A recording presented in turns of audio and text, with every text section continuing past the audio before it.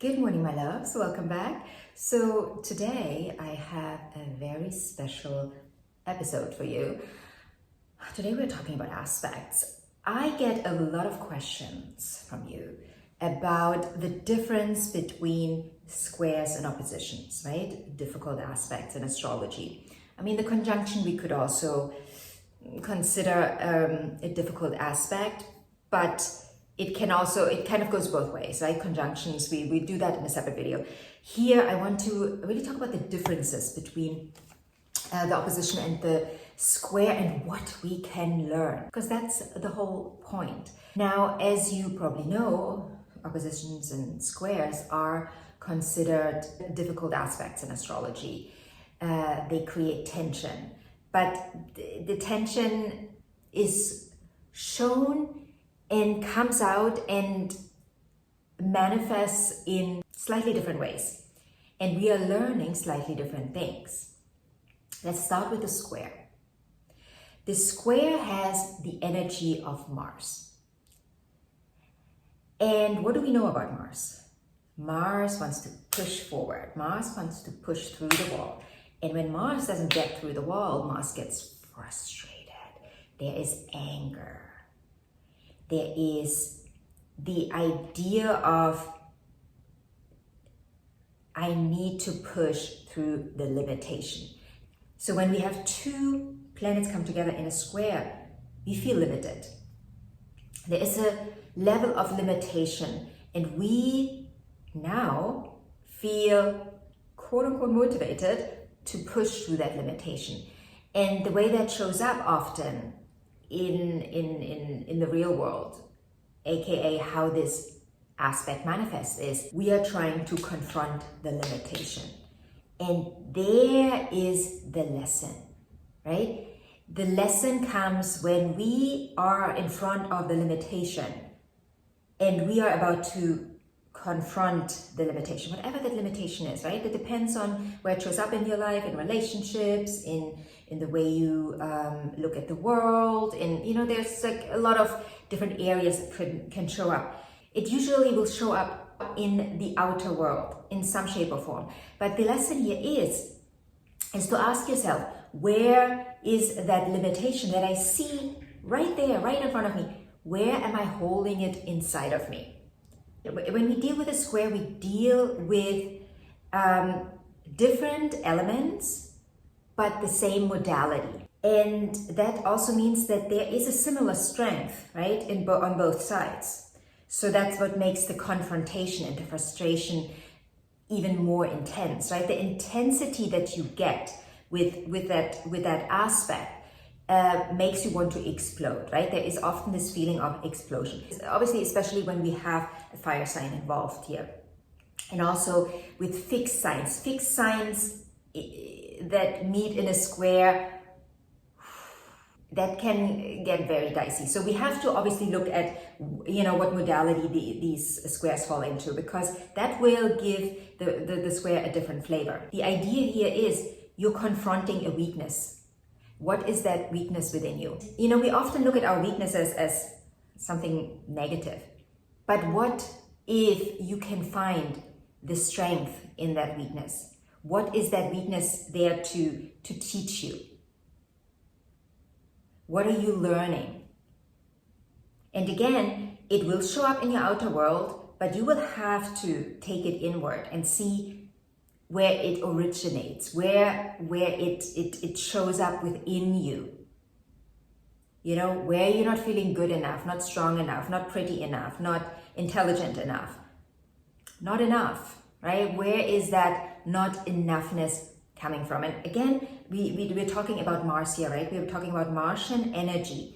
And Mars, the ruler of Aries, it's the idea of me. I am becoming.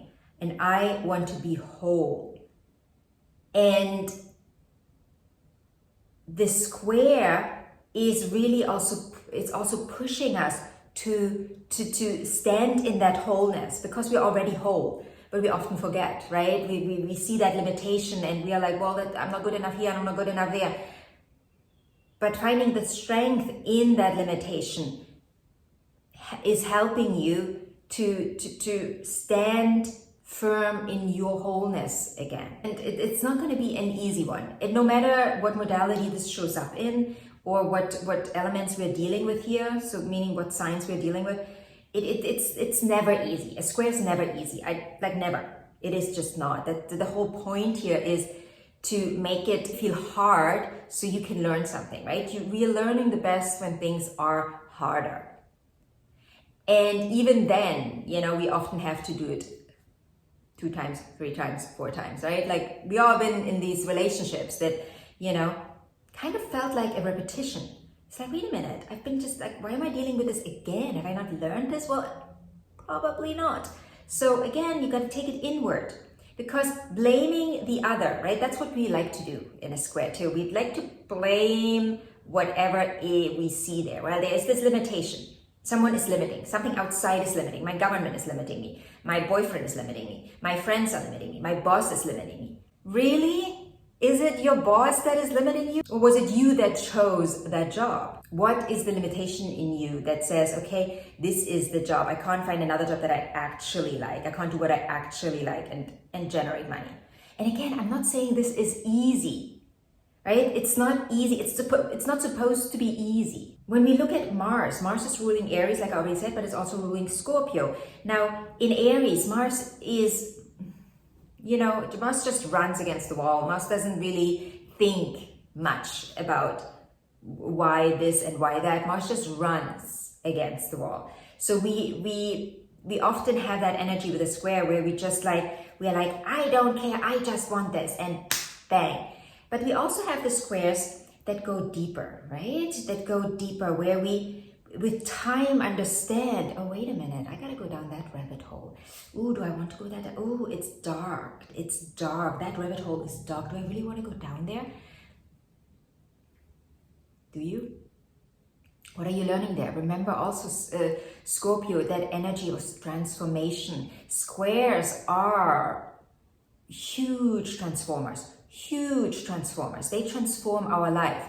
And they can transform our lives in all kinds of ways also, right? Depending on how you deal with them, how you deal with the situation, right? What perspective do you have? How do you look at the quote-unquote problem issue that is arising, the tension, the frustration? How do you deal with all of this? Are you dealing with it in a Aryan kind of way, in an Aries kind of way, where you just push against the wall? Or are you dealing with it in a way where you're like, okay, I've got to go down that rabbit hole. Let's see what I can find there. Well, let's go deeper. What is the real problem? If this limitation is not the real problem, what's the real problem? Where do I have to go? What do I have to unearth? What do I have to bring up? What do I have to look at? What do I have to transform? My favorite aspects are oppositions and squares, because these are the big lessons in life that we can learn, and we usually don't learn them, in an instant. There's a process here that we undergo, and if we are not willing to undergo this process, we will not, we will not get through that square and resolve that square. The square will keep agitating us and annoy us and just frustrate us. We got to move through the square, and we got to move through the process. So you can't just deal with a square in an Aries kind of Martian way. You have to deal with a square in the Scorpionic way, right? At first, there is an interaction. There is this process where you go through the first process as like, okay, I'm dealing with that square from the Aries Mars perspective.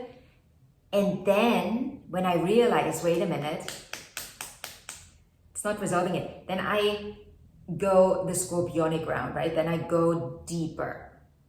And you'll have to go through that process. Otherwise, you will not resolve it. If you just resolve the square like this in an Aries kind of way, that square will come back.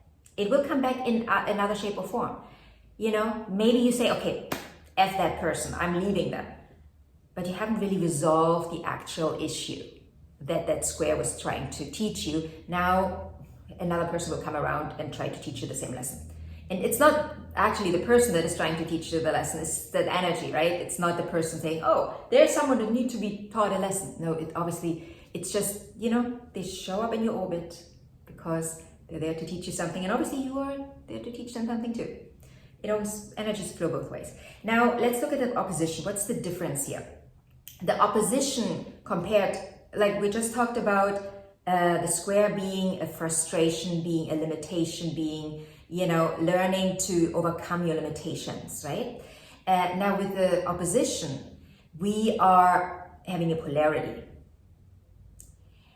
So we have two ends of the same spectrum, right? It's not different spectrums. It's actually, we're dealing with two elements that can work with each other, right? They can work with each other. They're not the same element, but you know, it's usually water and earth, or fire and air that come together in an opposition. So we are dealing with polarization here, like left and right. What are we supposed to learn? Balance. The lesson in an opposition is balance, not overcoming a limitation, but finding your balance, finding your footing, your grounding, finding stability. Also, you learn that through incorporating the other perspective in some shape or form. That it's not just you that is right, they're right too. And maybe their right can help you become more stable, grounded, rooted, gain a bigger understanding of an issue, not just your limited view on this side. So the lesson here is self-awareness. Through this aspect, your self-awareness will grow, your understanding of who you are and who you are becoming, and where your place is in this beautiful 3D reality. That's what you learn through that opposition. Polarity helps you to see the bigger picture, right? You're not just seeing this little end here or this little end here, you're seeing the bigger picture. But in order to do that, these two ends have to move closer together. And there's also a level of wholeness that we are reaching here, right? And again, it's not the wholeness in terms of we have not been whole and now we're whole, but it's like understanding that we've always been whole, but we've been limiting ourselves by just staying on one end of the spectrum.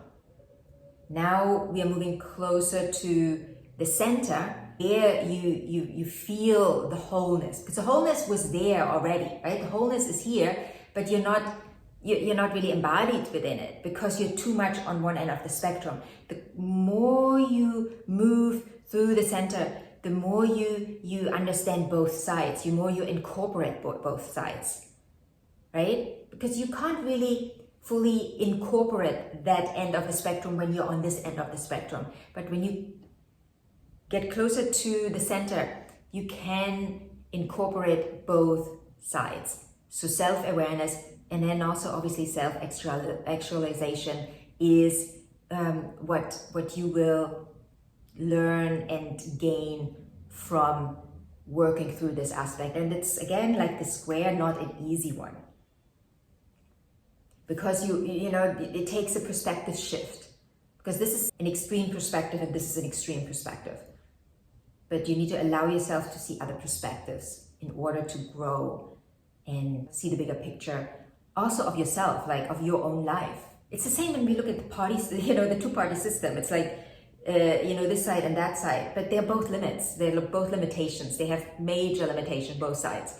So you got to find your way to the center, incorporating both sides, both polarities.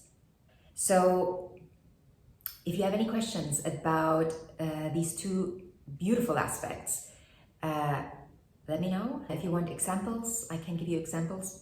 Also, if you want a personal reading, you can book it by clicking on the link in the description box. So it's your choice. Anything else, feel free to ask, and I will see you in the next video.